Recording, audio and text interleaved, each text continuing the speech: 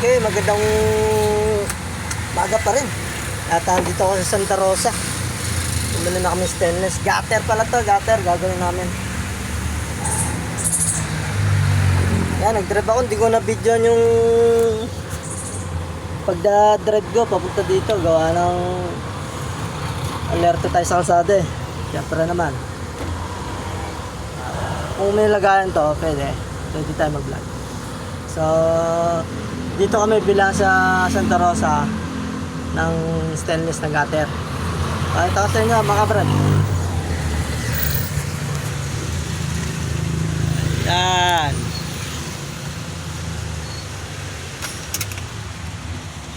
Ayun lang. Ito kami kumukuha ng stainless.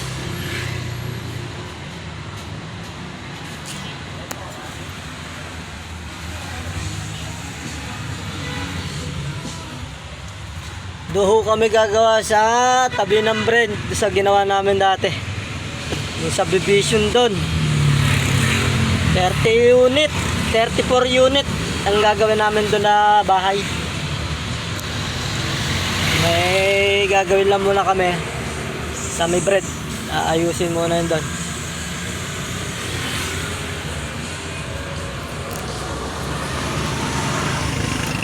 Okay.